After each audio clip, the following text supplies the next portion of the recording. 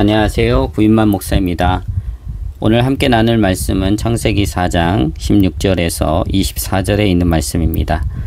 가인이 여호와 앞을 떠나서 에덴 동쪽 롯 땅에 거주하더니 아내와 동침함에 그가 임신하여 에녹을 낳은지라. 가인이 성을 쌓고 그의 아들의 이름으로 성을 이름하여 에녹이라 하니라. 에녹이 이랏을 낳고 이랏은 무후야엘을 낳고 무후야엘은 무드사엘을 낳고 무드사엘은 라멕을 낳았더라. 라멕이 두 아내를 맞이하였으니 하나의 이름은 아다요 하나의 이름은 실라였더라. 아다는 야발을 낳았으니 그는 장막에 거주하며 가축을 치는 자의 조상이 되었고 그의 아우의 이름은 유발이니 그는 수금과 퉁소를 잡는 모든 자의 조상이 되었으며 실라는 두발가인을 낳았으니 그는 구리와 쇠로 여러가지 기구를 만드는 자요 두발가인의 누이는 나아마였더라. 라멕이 아내들에게 이르되 아다와 실라여 내 목소리를 들으라. 라멕의 아내들이여 내 말을 들으라. 나의 상처로 말미암아 내가 사람을 죽였고 나의 상함으로 말미암아 소년을 죽였도다. 가인을 위하여는 벌이 7배일진데 라멕을 위하여는 벌이 77배 1이로다 하였더라. 아멘. 가인이 여호와 앞을 떠나 에덴 동쪽 롯 땅에 거주하였습니다. 여기 롯 땅에서 롯이라는 말은 그 뜻이 유리함입니다.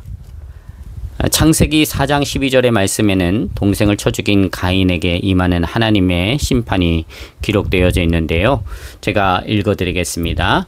네가 밭을 갈아도 땅이 다시는 그 효력을 네게 주지 아니할 것이요 너는 땅에서 피하며 유리하는 자가 되리라. 가인을 향한 하나님의 심판은 유리함입니다. 떠돌아 다니는 것이죠. 그 유리하는 삶이 지금 가인에게 임했음을 보여주는 것이 바로 롯 땅에 거주했다라고 하는 것입니다. 롯 땅에 거주하는 삶을 살았으니 매일매일의 삶이 유리하는 삶이고 방황하는 삶이라는 것입니다. 유리하는 삶에는 안정이 없습니다. 그래서 유리하는 삶은 늘 불안하고 초조하지요. 그 삶을 매일매일 산다라고 생각해 보십시오. 정말 살고 싶지 않은 삶입니다. 이렇게 하나님께 불순종한 죄의 대가는 여러분 혹독하고 두려운 것입니다. 그러니 우리가 하나님 앞에서 죄 짓는 것을 가볍게 생각해서는 안 됩니다. 세 살 버릇 여든까지 간다 하지 않습니까? 한번 죄 짓는 것이 어렵지, 고민스럽지, 한번 죄 짓고 나면 또 다시 죄를 짓는 것은 그렇게 어렵지 않습니다. 그러니 늘 죄에 빠지지 않도록 하나님 앞에서 깨어 있어서 하나님의 도우심 가운데에서 그 죄를 능히 우리가 이겨나가게 되어주는 사람이 되어줄 수 있도록 은혜를 구하여야 하겠습니다. 그렇게 살고 싶지 않은 인생 속에서도 가인에게 주시는 하나님의 은혜가 있음을 봅니다. 그 은혜가 무엇입니까? 가장 먼저 그와 함께 동고동락하는 아내이지요. 사랑하는 아내입니다. 가인의 아내가 누구인지 성경은 가르쳐주고 있지 않습니다. 그러나 분명한 것은 이 무명의 아내는 그 누구도 함께하고 싶지 않은 저주받은 가인의 인생에 함께 뛰어들어서 그 혹독하고 두려운 죄의 대가를 함께 짊어진 동반자의 삶을 살았습니다. 그뿐만이 아닙니다. 17절에 보게 되어지면 가인이 그 아내와 동침함으로 임신을 하고요. 해산의 때가 되자 해산의 수고를 다 감당하면서 가인의 아들인 에녹을 낳았습니다. 이때 가인이 얼마나 기뻤을까요? 자신과 똑 닮은 아들을 보는 순간 비록 롯 땅에 거하지만 많은 위로를 받았을 것입니다. 이것이 바로 롯 땅에 거한 가인에게 베푸신 하나님의 은혜였지요.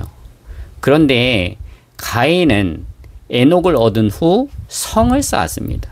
그리고 그 성의 이름을 아들의 이름을 빌어서요 에녹이라 불렀습니다. 즉 그 성을 가인이 쌓은 것은 자신을 위한 것이 아니고 아들을 위해 쌓은 것임을 보여주는 것이지요.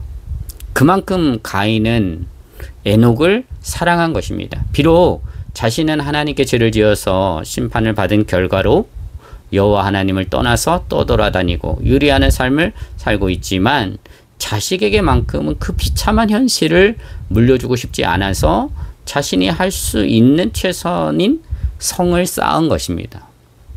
물론 가인은 이 성을 쌓으면서 그 행위가 아들을 향한 자신의 사랑이라고 확신했겠지요. 그리고 이 성을 쌓음으로 에녹을 가장 안전하게 보호하고 지킬 것이다 라고 확신했을 것입니다. 그래서 가인은 성을 쌓은 거예요. 그러나 이는 곧 자신이 지은 죄로 말미암아 하나님께서 심판하신 그 유리하는 삶을 정면으로 반항하는 것이고요. 결국 하나님께서 내가 너를 보호하겠다, 너에게 표를 주어서 다른 사람들이 너를 해치지 못하도록 하겠다라고 하시는 그 하나님의 보호하심도 거부하는 최악의 선택을 한 것입니다. 이렇게 하나님을 떠나 죄를 지은 인간이 사랑이라는 이름으로 선택한 최선이라는 것이 결국 최악이 되고 마는 것을 죄인된 가인의 삶을 통해 성경은 우리에게 보여주고 있는 것입니다. 그렇습니다. 하나님을 떠난 죄악된 인간이 선택한 최선은 그 순간에는 가장 좋은 것처럼 보일 수 있습니다. 가장 잘한 선택처럼 보일 수 있습니다. 그러나 하나님의 말씀인 성경은요, 그렇지 않다는 것입니다. 그 선택으로 행복하고 안전할 것 같지만 결국 그 선택은 가장 불행한 선택으로 보여지고 드러나게 된다는 것이지요. 이것을 증명하는 것이 가인의 족보입니다. 그럼 가인의 족보를 한번 볼까요? 18절에서 24절까지인데요. 가인에 속한 자들의 계보가 나옵니다. 에녹이 이랏을 낳습니다. 이랏은 도망자, 도피자라고 하는 뜻을 가지고 있습니다. 그러니까 할아버지가 쌓았고 아버지가 살았던 그 성 안에서 태어난 이랏은 평안함과 안전함을 누릴 줄 알았는데 오히려 가장 안전하다고 생각한 그 성에서 도망자와 도피자의 삶을 살았다라고 하는 것을 그 이름에서 알 수가 있습니다. 그리고 이랏은 무야엘을 낳았습니다. 무야엘은 하나님께 침을 받은 자, 하나님께 저주를 받은 자라는 뜻이 됩니다. 즉 선조들이 하나님을 떠나서 인간의 능력과 지식과 힘으로 최선을 다해 쌓은 그 성에서 안전하고 평안할 줄 알았는데 오히려 하나님께 침을 받아서 저주받은 자의 삶을 살았다라고 하는 것이죠. 그래서일까요? 무야엘은 자신이 낳은 자식에게는 무드사엘이라고 하는 이름을 짓습니다. 무드사엘이란 하나님의 사람이라는 뜻이지요. 그렇다면 무드사엘은 하나님의 사람으로 살았을까요? 성경에서 무드사엘이 기록된 것은 본문밖에 없습니다. 그러므로 본문 안에서 문맥상으로 이 무드사엘이라는 사람을 해석할 수밖에 없기 때문에 분명한 해석의 한계가 있습니다만, 그러나 우리가 알고 있듯이 이 무드사엘이라고 하는 사람은 가인의 후손 아니겠습니까? 그리고 그 안에서 그 계보 가운데 이제 들어있는 것이죠. 하나님을 떠난 인생의 계보 가운데 들어있는 것이죠. 그러므로 이 사람은 문맥상으로 본다면 이름만 하나님의 사람일 뿐 실상은 하나님 없이 산 가인의 후손에 지나지 않는다라고 해석하는 것이 더 합리적이다, 그렇게 생각을 합니다. 그리고 무드사엘은 라멕을 낳았는데요. 이 라멕은 앞에 우리가 살펴보았던 가인의 후손들이 경험한 삶과는 정반대로 소위 세상에서 정말 잘 나가고 성공하는 삶을 보여줍니다. 먼저 19절을 보실까요? 19절을 보면 라멕은 아내를 둘씩이나 취한 사람입니다. 아내를 둘씩이나 취했다라고 하는 것은 하나님께서 말씀하신 창조 질서 가운데 하나인 일부일처제를 파괴한 사람이라는 것이죠. 그렇게 하나님의 권위를 자신의 의지와 행동으로 무너뜨리는 삶을 산 사람이 라멕입니다. 근데 우리로 하여금 더 놀라게 하는 것은 20절에서 22절에 기록된 말씀입니다.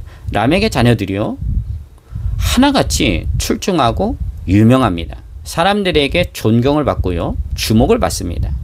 가장 먼저 언급된 자녀는 아다가 라멕에게 낳은 야발입니다. 야발은 장막에 거주하면서 가축을 치는 자의 조상이 됩니다. 즉 가축을 치는 일에 있어서 남다른 탁월한 능력을 가졌고, 그리고 그 능력을 10분 발휘함으로 그 당시에 많은 사람들에게 부러움의 대상이 되고 주목받는 유목민의 시조가 되어졌다라는 것이죠. 조상이 되어졌다라고 하는 것입니다. 오늘날로 말하자면 세상에서 가장 부러워할 만큼 성공한 인생을 산 것이죠. 그리고 아다는 야발의 아우 유발을 낳았는데요. 이 유발도 대단합니다. 수금과 퉁소를 잡는 모든 자의 조상이 되었지요. 즉 음악에 아주 출중한 재능과 실력을 갖춘 사람으로서 그 누구도 감히 따라올 수 없을 만큼 많은 사람들에게 칭찬을 받고 존경을 받는 그런 삶을 살았다는 것이죠. 그리고 또 다른 라멕의 아내 실라는요, 두발가인을 낳았는데요.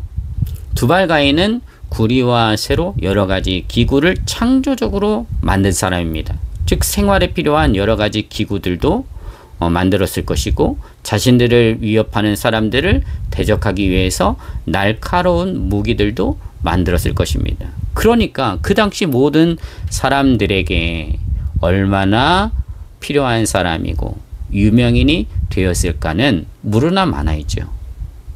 그리고 두발가인의 누이 나아마라고 하는 사람이 등장하는데요. 이 나아마는 즐거움이라는 뜻입니다. 여자가, 그것도 이름까지 그 당시 성경에 기록되었다라고 하는 것은요, 그 자체가 이미 주목할 만한 존재라고 하는 것을 드러내고 있는 것입니다. 물론 구체적으로 나온 내용들이 없기에 그 이름으로 추측해 볼 수밖에 없는데요. 나아마라는 이 이름의 뜻이 즐거움이라고 했지요. 그러니까 나아마를 만날 때마다, 대하게 되어질 때마다 사람들은 즐거움을 느꼈다는 것입니다. 그만큼 사람들을 모두 사로잡고 휘어잡는 어떤 매력적인 것이 외적인 것인지 내적인 것인지는 정확하게 모르겠습니다만 나아마에게 있었다라고 하는 것이죠. 이 정도 되면 여러분 어떻습니까? 라멕의 가문은 우리가 알고 있고 우리가 원하는 모든 복을 사실 다 받아 누린 가문 아닌가요? 심지어 라멕은 23절에서 24절에요. 기록된 칼의 노래를 통해서 그 당시 살인을 행하고 폭력을 행하는 삶을 살면서도 그것을 자랑하는 모습까지 보여줍니다. 즉 자신에게 상처를 입힌 사람을 죽이고 심지어 소년까지도 죽였다, 그렇게 자랑을 합니다. 그런 라멕이 더 가증하고 사악한 것은 그런 폭력을 행하고 살인을 행하는 자신을 향하여서 보복하거나 해하려는 자들이 있다면 절대 가만두지 않고 용납하지 않으며 끝까지 쫓아가서 끝장을 내겠다라는 것입니다. 이것을 칼의 노래에서 이렇게 말합니다. 가인을 위하여는 벌이 7배일진데 라멕을 위하여는 벌이 77배이리로다. 참으로 라멕은 무서울 게 없는 사람처럼 보이지 않습니까? 부러울 것 없는 사람처럼 보입니다. 자녀들이 모두 인류 문명의 꽃을 피우는데 위대한 한 핵을 긋고 살았습니다. 그리고 모든 사람을 두렵게 만들고 떨게 만들 만큼의 권력도 사실상 가졌거든요. 그러나 그들에게는 단 하나 없는 것이 있었습니다. 그게 뭐지요? 여호와 하나님입니다. 그들은 모든 것을 다 가진 자들이었으나 하나님이 그들과 함께 하시지 않으셨고요. 하나님께서 그들을 떠나셨습니다. 뭐가 더 중요한 것인지, 뭐가 중요한디? 라고 하는 것이죠. 여러분 꼭 기억하시기 바랍니다. 여호와 하나님 없이 세상에서 성공할 수 있습니다. 여호와 하나님 없이 세상에서 위대한 사람으로, 능력이 출중한 사람으로, 세상에서 존경받고 세상을 좌우지하는 권력을 가진 사람으로 중심에 서고 또 나타날 수 있습니다.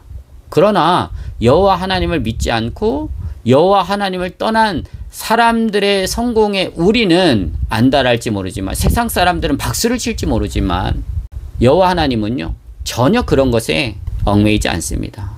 안달하지 않습니다. 관심 없습니다. 침묵하십니다. 왜 그런 것일까요? 그 모든 세상의 부귀영화가 우리에게는 중요할지 몰라도 하나님께는 중요하지 않기 때문입니다. 세상의 성공과 능력, 그리고 존경받음과 명예, 더 나아가 사람들이 그렇게 쥐기를 원하는, 손에 넣기를 원하는 권력이 우리에게는 중요하게 보여지고 여겨질지 몰라도 창조주 하나님께는요 아무것도 아닌 것이기 때문입니다. 정말 중요한 것은 피조물인 사람들이 창조주이신 여호와 하나님을 아는 것입니다. 그리고 그 여호와 하나님께 속한 자가 되는 것입니다. 그리고 여호와 하나님과 함께 동행하는 삶을 사는 것입니다. 그게 중요한 것입니다. 이 진리를 바르게 깨닫는 사람, 그리고 바르게 깨닫고 사는 사람, 그 사람들이 누구입니까? 하나님의 자녀들인 것이죠.